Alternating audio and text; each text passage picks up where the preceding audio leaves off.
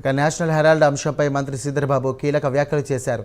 రాజకీయ దురుద్దేశంతోనే రాహుల్ గాంధీ, సోనియా గాంధీలపై ఇక కేసులు పెట్టారని సందర్భంగా ఆయన ఆగ్రహం వ్యక్తం చేశారు. 12 సంవత్సరాల తర్వాత కేసులు నమోదు చేసి ప్రాపర్టీస్ తీసుకోవడాన్ని ఖండిస్తున్నామని ఆయన అన్నారు. చాలాసార్లు దర్యాప్తు సంస్థలకు సమాధానం చెప్పారని, కోర్టులపై దర్యాప్తు సంస్థలపై తమకు పూర్తి నమ్మకం ఉందని ఈ సందర్భంగా వారు తెలియజేశారు. వ్యవస్థలను ఉపయోగించి భయభ్రాంతులకు గురి చేస్తున్నారని ఆయన ఆగ్రహం వ్యక్తం చేశారు.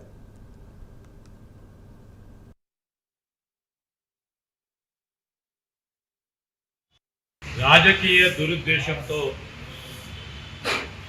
మా సోనియా గాంధీ గారిపై రాహుల్ గాంధీ గారిపై పెట్టారు. 12 సంవత్సరాలు దాటిన తర్వాత మరొక మారు ఈడీ రూపేణ ఛార్జ్ షీట్ ఫైల్ చేసి ప్రాపర్టీస్ సీజ్ చేసే కార్యక్రమం తీసుకోవడం ఖచ్చితంగా ఖండించాల్సిన అవసరం. మేము మా కాంగ్రెస్ పార్టీ నాయకత్వం, సోనియా గాంధీ గారి నాయకత్వంలో మరి కాంగ్రెస్ పార్టీకి సంబంధించి ఆనాడు నేషనల్ హెరాల్డ్కి సంబంధించిన అంశాలను కూడా